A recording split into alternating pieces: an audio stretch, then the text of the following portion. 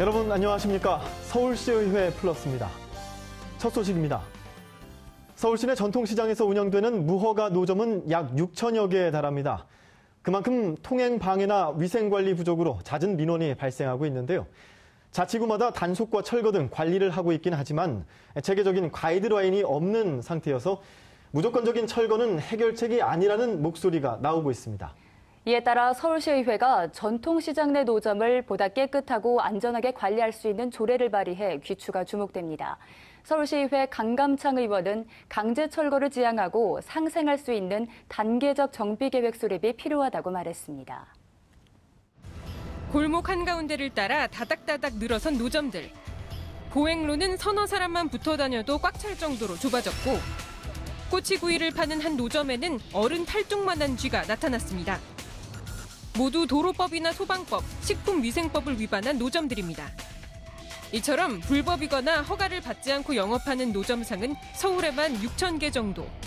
시민들의 보행권과 위생 등의 문제로 단속과 정비 작업이 진행되고 있지만 해당 자치구와 노점상 간의 마찰도 자주 발생하곤 합니다.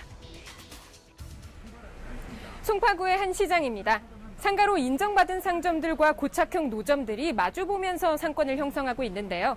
40여 년 동안 전통시장의 역할을 해오고 있지만 최근 이 길거리에 있는 노점 100여 개가 철거될 위기에 놓였습니다.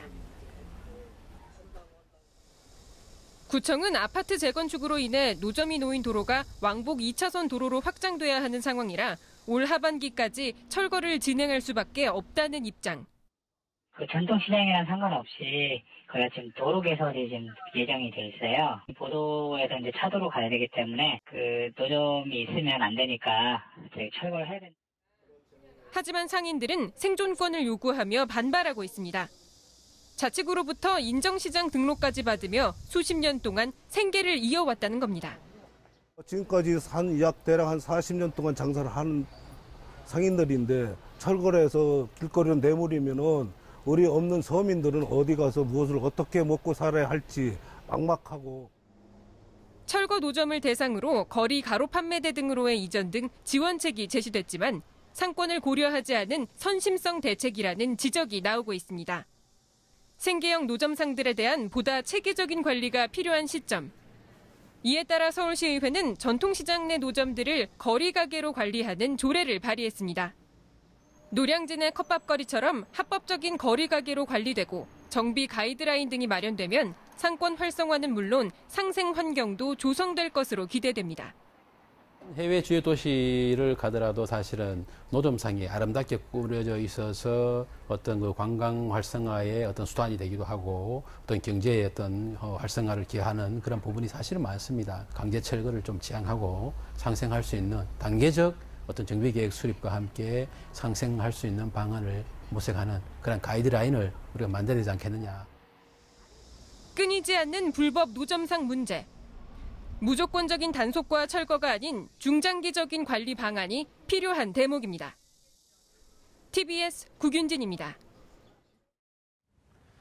서울시와 경찰이 대포차 유통과 운행을 막기 위해 단속을 꾸준히 벌이고 있는데요.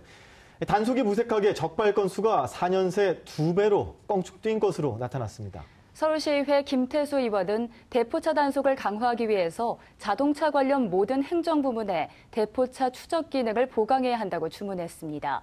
또한 제3의 피해자가 발생하지 않도록 처벌 기준을 강화해야 한다고 말했습니다. 한 렌터카 업체 차고에 고급 외제차가 줄지어 서 있습니다. 상당수가 대출 담보로 잡힌 차를 몰래 빼돌린 불법 대포 차량입니다. 이들 차량은 불법 대부업자 등이 사용하면서 범죄에 악용되는 경우가 많고 의무 보험 가입도 안 돼 있어서 사고 발생 시에 운전자나 피해자가 제대로 보상을 받지 못하는 문제도 있습니다. 경찰과 서울시의 꾸준한 단속에도 대포차 적발 건수는 계속 늘고 있습니다. 서울시의회 교통위원회 김태수 의원이 서울시로부터 받은 자료에 따르면 2012년부터 지난해까지 대포차 적발 건수는 총 2,013건으로 집계됐습니다. 2012년 310여 대, 2014년 370여 대, 지난해 600여 대로 4년 사이 2배로 껑충 뛰었습니다. 자치구별로 보면 은평구가 400여 대로 가장 많았고 영등포구가 320여 대, 강남구가 240여 대, 강서구가 140여 대로 그 뒤를 이었습니다. 김 의원은 대포차 단속을 강화하기 위해 자동차 관련 모든 행정 부문에서 대포차 추적 기능을 보강해야 한다고 주문합니다. 자동차 검사서부터 자동차세라든가 이런 모든 부분이 같이 가야 되는데 따로따로 자기 역할만 이렇게 하는 부분이다 보니까 대포차가 근절될 수가 없다. 또한 김 의원은 대포차 운행 시 1년 이하 징역 또는 1,000만 원 이하 벌금에 처하도록 한 기존 처벌 기준을 더 강화해야 한다면서 관련 자동차 관리법 개정을 촉구했습니다. TBS 이강훈입니다.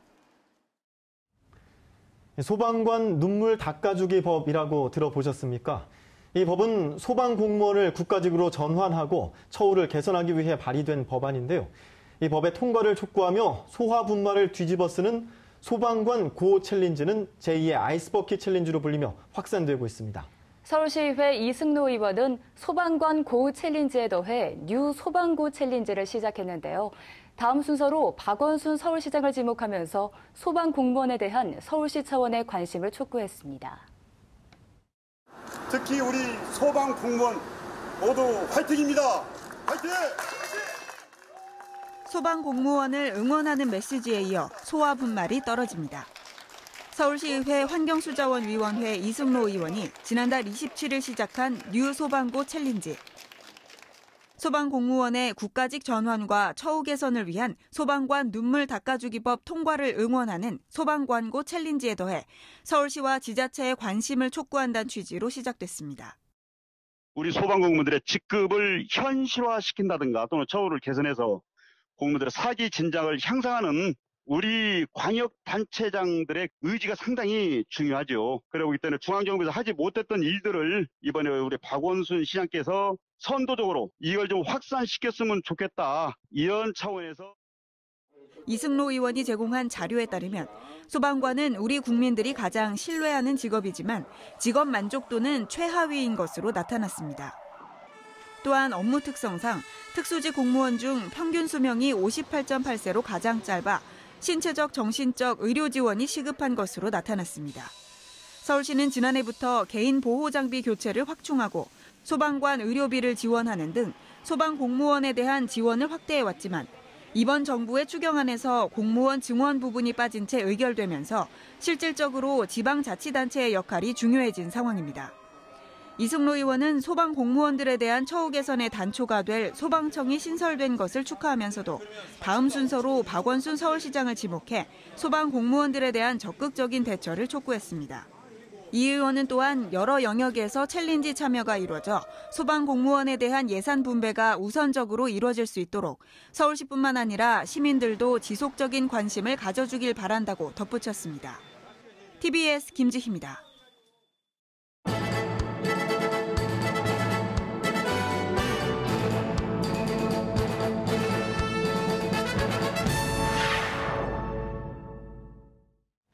장흥순 서울시 의원이 지난 3일 TBS FM 서울 속으로에 출연해 청취자들과 만났습니다.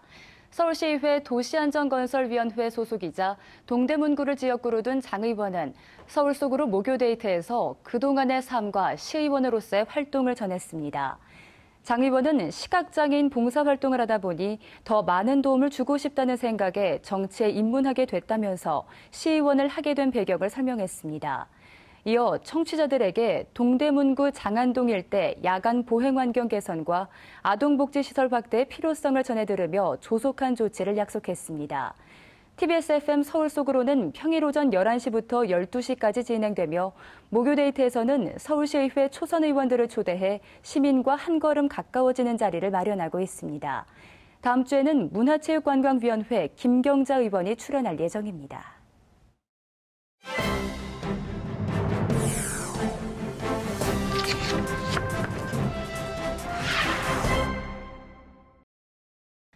뉴스에서 의회 이야기가 나올 때면 한 번씩 등장하는 단어가 교섭단체나 원내대표 같은 용어인데요.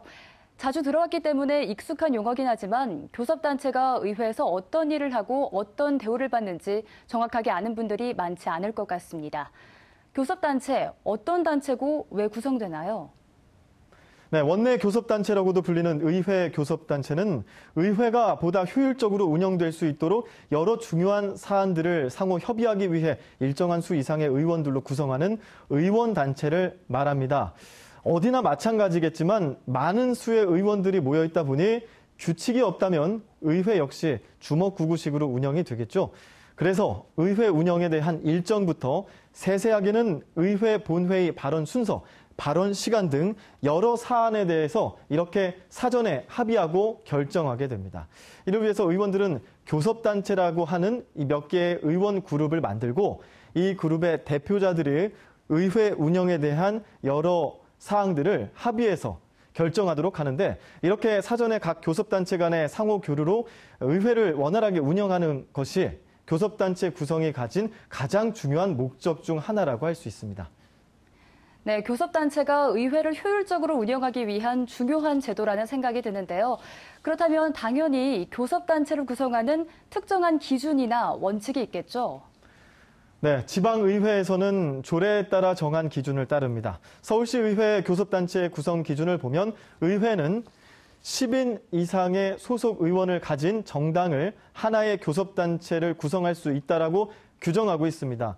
또 어떤 교섭단체에 속하지 않은 10인 이상의 의원으로도 따로 교섭단체를 구성할 수 있다고 규정하고 있습니다. 즉, 교섭단체의 구성은 반드시 동일 정당임을 요구하지 않습니다. 그래서 의원 수가 적은 정당의 경우 교섭단체 구성을 위해 무소속이나 의원 수가 적은 정당의 의원들이 모여서 교섭단체를 만들 수가 있는 것이죠. 네, 작년 탄핵 정국을 시작으로 국회의원들의 탈당과 입당 관련 소식을 많이 들을 수 있었는데요. 이렇게 국회의원들이 기존의 당을 탈당하고 또 새로운 당으로 입당을 하면서 과연 교섭단체 지위가 유지가 될 수 있는지 없는지에 대해 얘기를 많이 들었는데 그 얘기는 또 어떤 건가요? 지난해 박근혜 정부의 국정농단 사태와 탄핵 정국을 거치면서 지금은 자유한국당이 됐지만 당시 새누리당을 탈당한 33명의 국회의원들이 있었습니다. 이들이 모여서 국회 교섭단체를 결성하고 올 초에 바른정당을 창당했는데요. 교섭단체 구성 기준으로 국회는 국회법을 따릅니다. 20인 이상의 소속 의원을 가진 정당은 교섭단체를 구성할 수가 있습니다. 따라서 33명의 국회의원을 보유했던 바른정당은 바로 원내 교섭단체를 인정받을 수 있었습니다. 그런데 문제는 그 이후에 14명의 의원이 탈당계를 제출해 바른정당 소속 의원이 19명으로 줄어드는 상황이 벌어지고 원내 교섭단체 지위를 박탈당할 위기에 처하게 됐는데요. 하지만 당시 마지막까지 고심했던 황영철 의원이 탈당을 철회하면서 교섭단체 지위를 겨우 유지할 수 있었고 바른정당은 놀란 가슴을 쓸어내렸던 것이죠. 그리고 지난 6월 이해운 의원이 바른정당 대표로 선출되면서 지금까지 교섭단체를 잘 유지해오고 있습니다. 그렇다면 정당이 왜 이렇게 교섭단체를 구성하기 위해 노력하느냐? 당연히 장점과 혜택이 많으니 그렇겠죠. 정당들이 교섭단체가 되기 위해 노력하는 이유는 다음 시간에 이어서 말씀드리겠습니다. 네, 알겠습니다. 다음 시간에는 교섭단체가 되면 어떤 혜택과 권한이 주어지는지, 그리고 서울시의회 교섭단체 구성과 운영 방식은 어떻게 되는지 알아보겠습니다. 이 시간 교섭단체 구성 목적과 기준에 대해 알아봤습니다.